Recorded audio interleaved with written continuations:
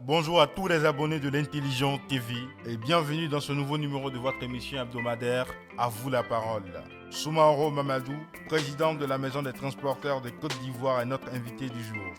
Nous évoquons avec notre invité le renouvellement du parc auto-ivoirien, les accidents de la circulation, les coûts du transport, la formation des transporteurs, la Coupe d'Afrique des Nations en 2024, le permis de conduire à point, le projet de construction du métro d'Abidjan, le prix du carburant et les objectifs à court, moyen et long terme de l'organisation dont il dirige. Bonjour Président, comment pouvez-vous présenter la MTCI, la Maison des transporteurs de Côte d'Ivoire? La MTCI qui signifie la Maison des transporteurs de Côte d'Ivoire. C'est la Benjamin aujourd'hui des fêtières des transports. Et vraiment la MTCI aujourd'hui est composée des transporteurs, des conducteurs professionnels, des bagagistes, des guichetiers, des chefs de gare. Voilà, on prend presque tous les acteurs du transport en compte. Donc la MTCI aujourd'hui est composée d'environ 673 à 700 membres aujourd'hui d'adhérents. D'accord, la MTCI vient de naître à peine 120 jours.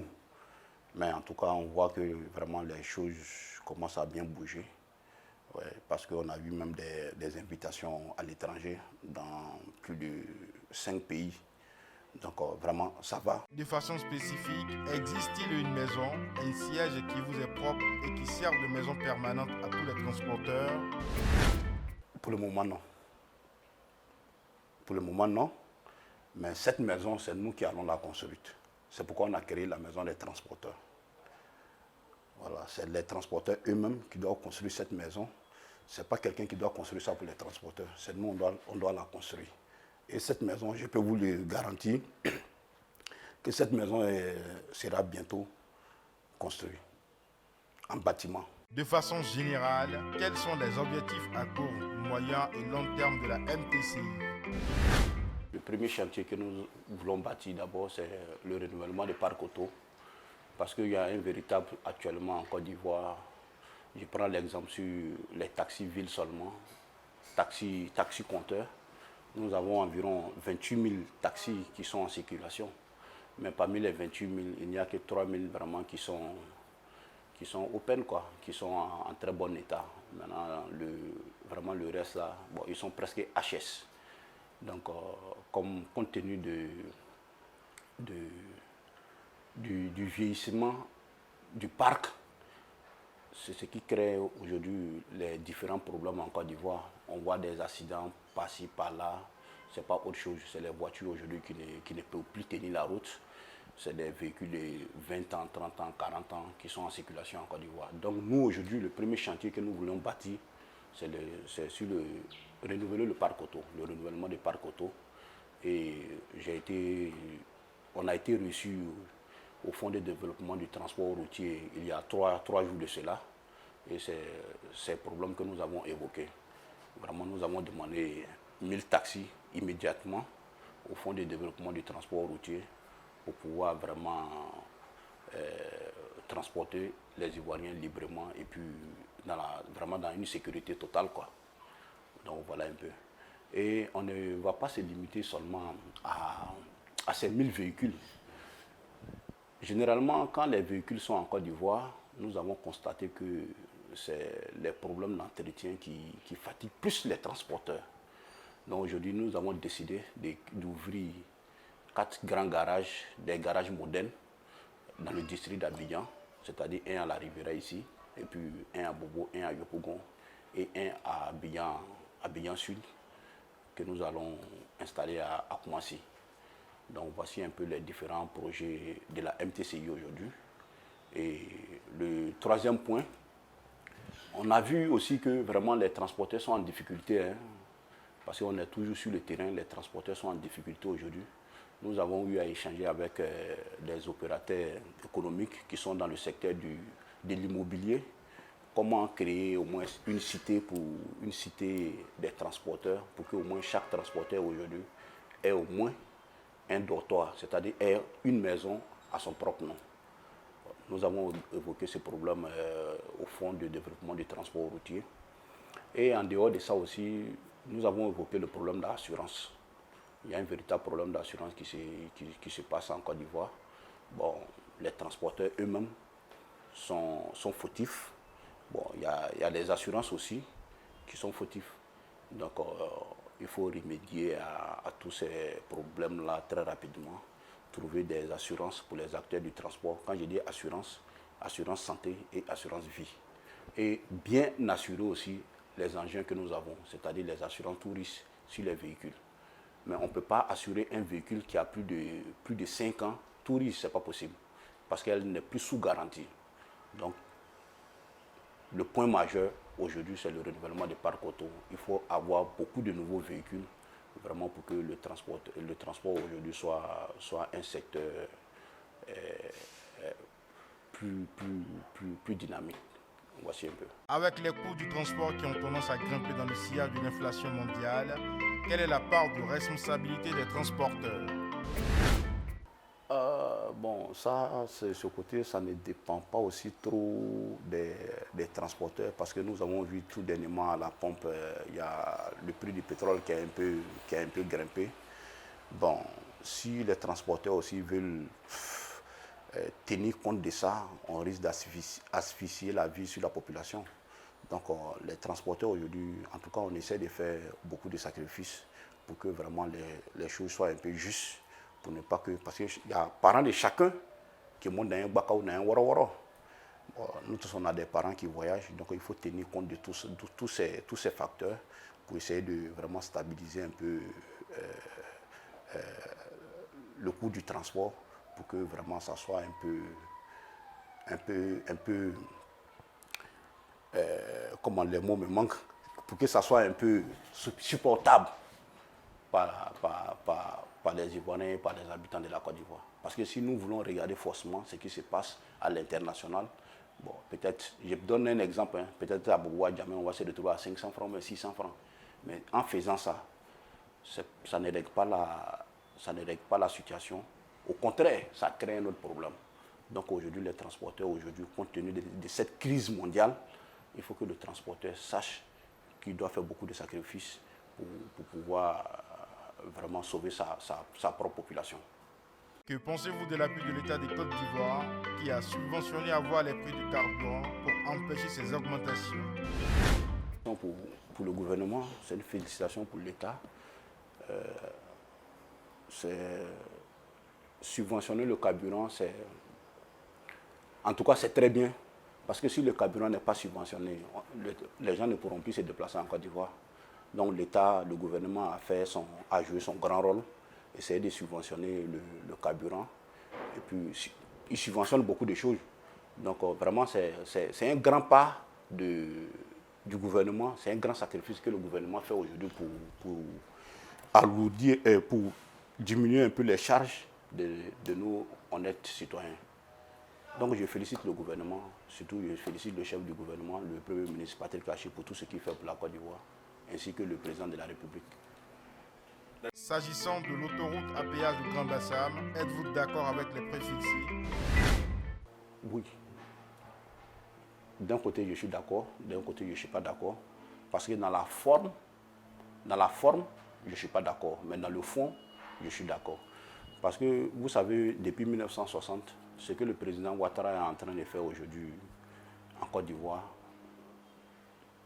très cher frère, nous tous on voit ce qui se passe.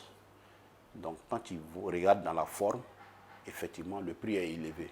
Mais dans le fond, c'est cet argent aussi qui doit permettre à l'État de Côte d'Ivoire de bitumer encore des millions de kilomètres qui restent à bitumer en Côte d'Ivoire.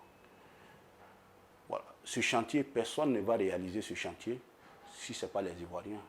C'est notre pays, c'est notre héritage. C'est à la population de contribuer à ces gros chantiers, physiquement, économiquement, moralement, spirituellement. Il faut que la population contribue à ce développement-là. C'est-à-dire le développement a un coût à payer.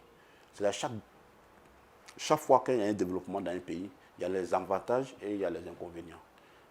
Voilà. Donc quand tu regardes dans la forme, les prix sont très élevés. Je suis d'accord. Mais dans le fond, il y a des millions de kilomètres de routes qui restent à bitumer en Côte d'Ivoire. Et avec ce que le président de la République est en train de faire, ce qu'il est en train de faire dans le pays, dans toutes les 31 régions de la Côte d'Ivoire aujourd'hui, toutes les 31 régions sont en chantier. Nous-mêmes faisons un calcul. D'où sortent tous ces moyens pour pouvoir réaliser ces gros chantiers. Donc, il est temps aussi que nous-mêmes, on essaie de faire nos propres analyses pour pouvoir trouver vraiment une solution à ces coûts de péage qui sont un peu élevés. Donc, dans le fond, en tout cas, je suis d'accord. Parce que la Côte d'Ivoire encore a des millions de kilomètres à bitumer. Très sincèrement. Avez-vous les moyens de jeter les bases d'une industrie des transports assez dynamique en Côte d'Ivoire quand on sait que l'un des objectifs que vous avez cités dans les grandes lignes de la MTCI, c'est la construction des gares routières internationales dans chaque ville de la Côte d'Ivoire? Bon, pour les constructions des gares internationales en Côte d'Ivoire, ces moyens-là sont déjà en Côte d'Ivoire.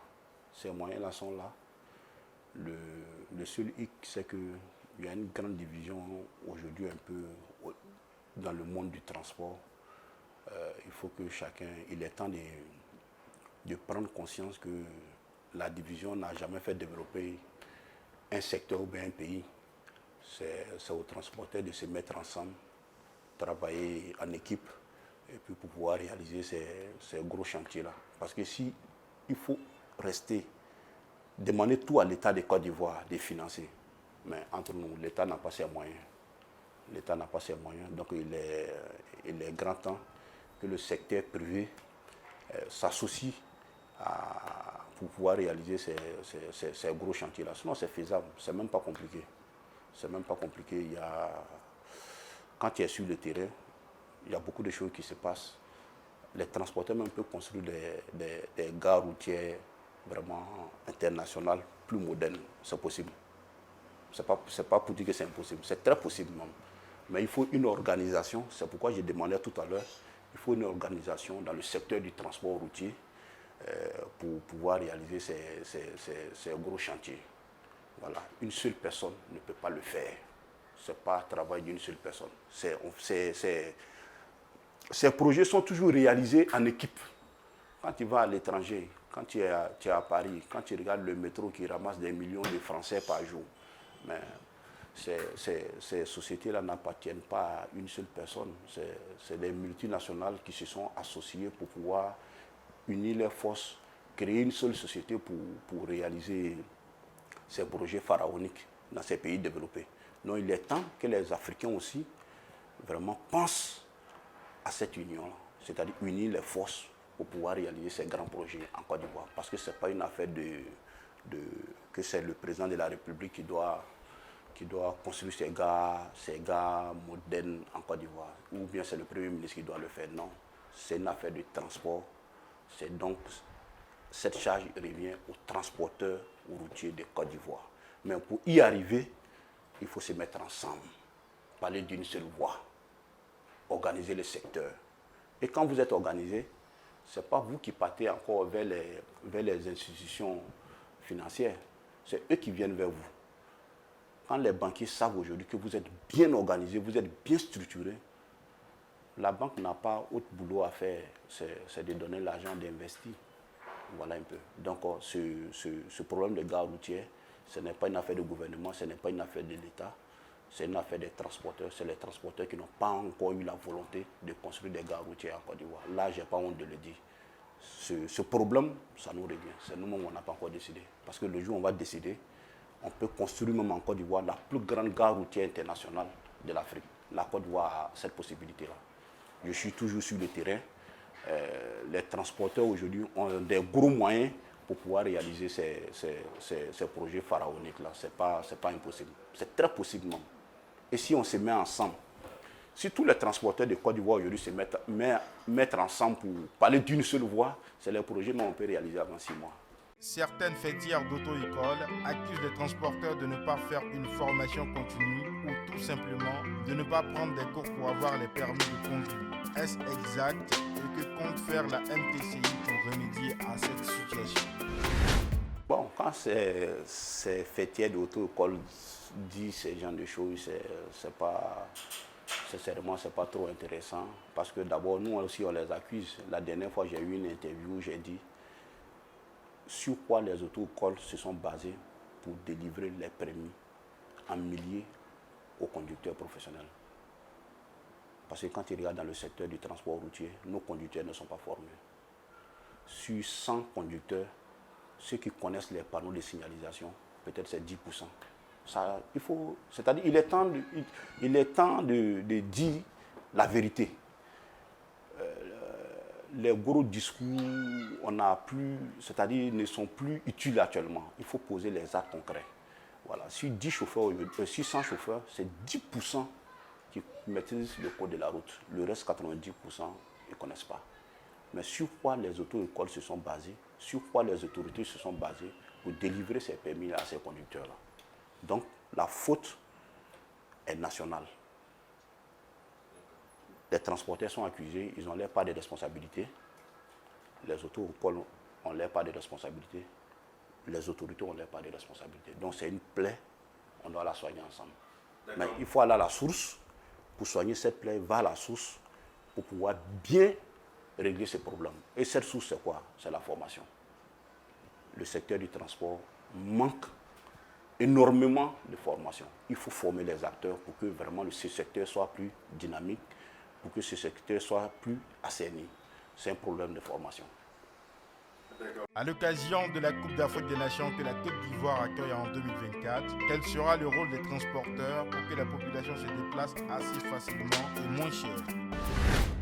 Tout à l'heure, je vous disais que nous étions au Fonds de développement du transport routier avant-hier. C'est le véritable problème actuellement. Il faut d'abord, avant la CAN même, il faut trouver des milliers de véhicules pour pouvoir transporter les étrangers que la Côte d'Ivoire va accueillir. Une CAN, ce n'est pas une mince affaire. Quand il y a la CAN, vraiment, il faut que les transporteurs soient mobilisés, se mettre, s'unir même pour ne pas que la CAN échoue au niveau des transporteurs. Parce que chacun doit contribuer. Il y a la culture qui doit contribuer à la CAN, les centres culturels, mais nous, les transporteurs, ce que nous avons prévu aujourd'hui, avant la CAN, vraiment, c'est de se pencher réellement sur le renouvellement du parc auto. Parce que nous avons besoin de beaucoup de véhicules. On a besoin de beaucoup de véhicules pour pouvoir accueillir la CAN. Parce que c'est des milliers de personnes qui seront à Abidjan et dans les autres villes de l'intérieur. Mais avec ces véhicules qui sont déjà en circulation, vraiment, si c'est sur ça qu'on va organiser la CAN, c'est comme les transporteurs n'ont pas contribué à cette CAN-là. Ça sera un échec de notre part. Donc les précautions aujourd'hui que la MTCI a prises, vraiment, c'est de s'acquérir des milliers de véhicules très rapidement, c'est-à-dire dans les 4 mois à venir, c'est-à-dire des taxis, des bacas, des bus de 34 places, des bus de 65 places. Mais il faut que ce soit vraiment des véhicules 0 km, des nouveaux véhicules. On ne peut pas organiser une canne avec vraiment des Badjans encore de 1960 qui sont en circulation en plein cœur d'Abidjan. Voilà, c'est pas possible. Par rapport à cela et aux travaux en cours, quelles solutions proposez-vous afin de transporter les athlètes dans des conditions aisées? J'ai eu la chance de participer à la CAN de 2008 au Ghana. C'est forcé, les prix des transports augmentent, c'est normal parce que vraiment, presque toutes les rues sont bouchées. Bon, c'est des milliers de personnes qui se croisent un seul jour. Bon, donc c'est à nous aujourd'hui les transporteurs de pouvoir former d'abord des moniteurs qui seront sur le terrain pour pouvoir régler la circulation correctement. C'est-à-dire qu'il faut que la MTCI aujourd'hui a prévu de former une équipe qui va aider la police nationale à pouvoir régler la circulation correctement. Ça, c'est un premier point. Voilà. Parce que quand il n'y a pas une bonne régulation de la circulation, il y aura toujours les embouteillages, les gens auront toujours du mal à se déplacer. Et ce n'est pas trop intéressant. Donc la MTCI aujourd'hui a prévu déjà une équipe de près de 200 personnes qui vont aider la police de circulation à mieux organiser cette canne. Donc la MTCI a déjà prévu ça, y compris les véhicules que nous allons avoir très bientôt. On ne peut pas vous recevoir et ne pas parler de vidéo-verbalisation. Quels commentaires faites-vous de cet outil qui permet de recadrer, voire sanctionner les mauvais conducteurs? Ouais, mais c'est un système qui est la bienvenue en Côte d'Ivoire. Quand on parle de développement, c'est des choses, il faut s'attendre. Quand tu vas en Orient ou en Occident, c'est des choses qui existent là-bas, ça fait déjà 30 ans, 40 ans. Donc c'est la bienvenue. Mais la seule doléance que je fais à l'État de Côte d'Ivoire, c'est d'alléger un peu les sanctions pour le moment. Parce que ce nouveau système vient d'arriver. Et avant que ce système arrive, on avait déjà des conducteurs ici qui ont eu des permis vraiment d'une manière ou d'une autre. Donc ça crée véritablement un problème aujourd'hui en Côte d'Ivoire. Donc ce système de vidéo-verbalisation est la bienvenue en Côte d'Ivoire. Mais il faut que l'État aide le secteur du transport à mieux se former. Parce que si on veut appliquer réellement, vraiment presque 70%, mais 80% des conducteurs seront sans permis. Ça, c'est une vérité que je vous dis. Récemment, c'est-à-dire un décret datant du 29 août 2022, le gouvernement a actualisé le permis de conduire à point qui a été déjà fait. En tant qu'acteur de transport, pensez-vous que cela pourra mettre fin ou réduire les cas d'indiscipline sur la route? Ça va contribuer beaucoup, mais ça ne peut pas mettre fin, ça va contribuer beaucoup. Ce qui peut mettre fin à l'incivisme sur nos routes, c'est une très bonne formation pour les acteurs. Le problème de la Côte d'Ivoire aujourd'hui en matière de transport routier, c'est le problème de la formation. Si on a formé bien nos acteurs, qui sont bien sensibilisés, je crois que le message va passer facilement. Mais sans formation, avec tous ces outils, bon, en tout cas, c'est permis, je vois déjà que c'est permis de beaucoup de conducteurs qui seront retirés sur les routes. Voilà, parce que le gars, souvent, il pose des actes. Pour lui, ce qu'il fait, c'est normal. Mais c'est contre la loi. Mais il ne sait pas. Pourquoi il ne sait pas? Parce qu'il n'a pas eu de formation. Donc, il faut que tous les Ivoiriens aujourd'hui se penchent sur la formation des acteurs du transport routier. Pour protéger la vie, parce qu'il n'y a pas de prix pour la vie. Le projet de construction du métro d'Abidjan est entré dans une phase plus active depuis le 19 août 2022. Pensez-vous que ce projet pourrait avoir un impact sur les transporteurs? Au contraire, même, on aura plus de clients. Oui, c'est le contraire. Quand tu arrives à la ligne 9 de Paris comme ça, quand le métro arrive, il y a des centaines de taxis déjà qui sont là, qui attendent les clients pour qu'ils sortent du métro. Ça va réduire la consommation en pollution, ça c'est un, parce que les taxis vont rouler moins. Chaque taxi va se faire un repère. C'est-à-dire, je vais aller garer, je vous donne un exemple. Non, je vais garer à la gare 3 ou bien à la gare 4. Parce qu'à 12 heures, il y a au moins 300, 400 personnes qui vont descendre du métro. Donc, automatiquement, les taxis même vont commencer, ça va réduire le kilométrage que les taximètres parcouraient par jour. Ça, c'est un. Et ça va réduire la pollution.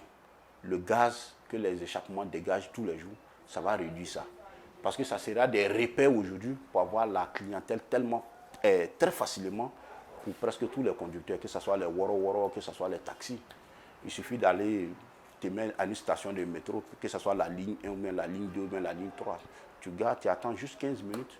Forcé, tu vas voir un passager qui va te prendre. Bon, mon frère, je vais à Angré. Donc, au contraire, ça va arranger même nous les transporteurs et ça va nous donner plus de clients. Et ça va faire que nos véhicules ne vont pas rouler toute la journée comme on le faisait dans le temps. Un taxi sort matin à 4 heures, quand il démarre le moteur reste en marche jusqu'à 23 heures. Il ne fait que tourner seulement. Souvent, un taxi qui fait 400, 500 km par jour. Bon, c'est abusé. Mais avec ces transports modernes, des métros, tramways, tout ça. Je crois qu'aujourd'hui, les taximètres vont faire peut-être 100 km par jour, 150 km par jour, et facilement, ça va lui permettre d'avoir sa recette très facilement. Et la voiture, ça va faire reposer au moins le véhicule, y compris le conducteur. Et le plus important dedans, ça va réduire les gaz qui sont dégagés tous les jours par ces milliers de véhicules dans toutes les rues d'Abidjan. Et ça protège, c'est une protection environnementale. Ça va protéger la santé de nos honnêtes citoyens. Donc, moi, je suis pressé même que ça commence, le métro. Parce que nous qui avons fait un peu l'Europe, États-Unis, bon, c'est des choses, ça marche très bien. Ça marche très bien. Voilà. Quel état des lieux faites-vous du transport lagunais? Je ne m'y connais pas trop parce que c'est deux types de transports différents. Le transport est à plusieurs volets. C'est pourquoi il y a un ministre des Transports en Côte d'Ivoire et les ministres de tout type de transport, que ce soit lagunaire, maritime, fourriver, aérien, tout ça. Mais nous, notre spécialité aujourd'hui, c'est le transport routier. Donc je préfère qu'on reste dans le cadre du transport routier. Le tarif du transport dans les taxis communaux diffère d'une commune à une autre. Que faut-il faire pour avoir des prix uniformes, par ailleurs, qui fixent et homologuent les prix pratiqués? Aujourd'hui, c'est ce que je vous disais tout à l'heure, depuis les années 60, c'est un secteur qui a été livré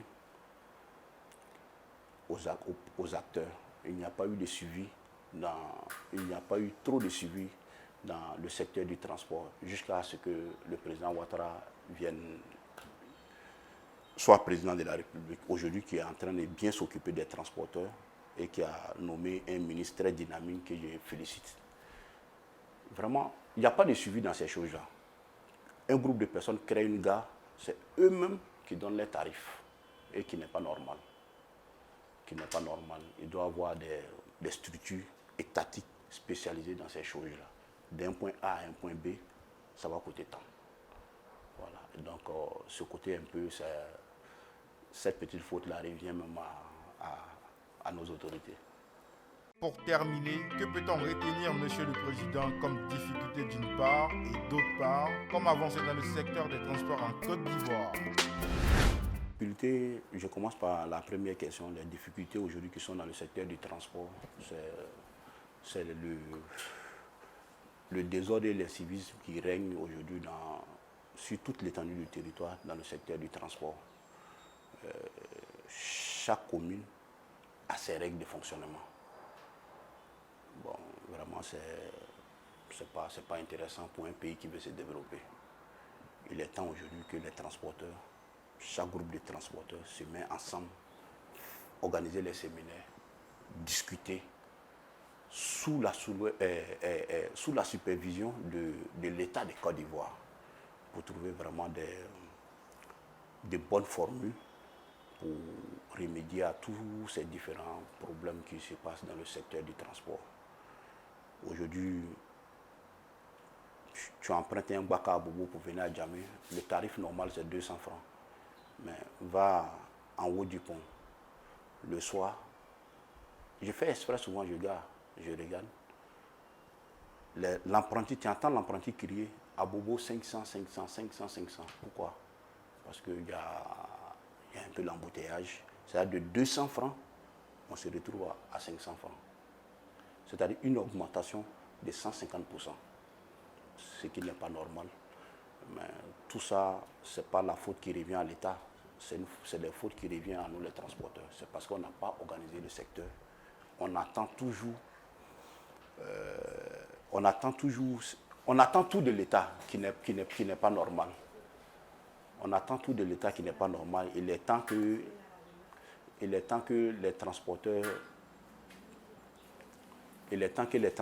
eux-mêmes se mettent les mains dans la pâte aujourd'hui pour pouvoir remédier à ces différents problèmes qui sont dans le secteur du transport routier.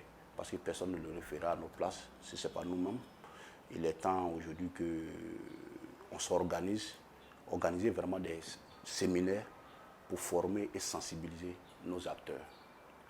Tout type d'acteurs, que ce soit conducteur, que ce soit bagagiste, que ce soit guichetier, que ce soit le transporteur lui-même qui n'est même pas bien formé, comment diriger une entreprise aujourd'hui sur 100 transporteurs aujourd'hui, ceux qui ont fait la formation de gérant d'une entreprise, bon, peut-être c'est 5 ou 3%. Donc nous-mêmes les transporteurs, nous-mêmes le patronat, nous avons besoin de vraiment une formation. Voilà, il faut qu'on soit formé. Si nous on est formé, il faut former nos conducteurs. Si les conducteurs sont formés, il faut former aussi nos apprentis, nos bagagistes, etc. Et si tout le monde est bien formé, vous allez voir que le transport va commencer à se développer. Ce n'est pas de la magie. C'est pas la magie. Il faut oser, c'est tout. Ce n'est pas une question de moyens. Les moyens sont déjà en Côte d'Ivoire. On n'a pas besoin d'aller emprunter quelque part d'autre. Ce qui manque aux transporteurs, c'est l'organisation. Voilà, nous sommes au terme de cette émission avec Soumaro Mamadou, président de la Maison des transporteurs de Côte d'Ivoire. Merci à toutes et à tous de nous rester fidèles et à très bientôt pour un autre nouveau numéro de votre émission À vous la parole.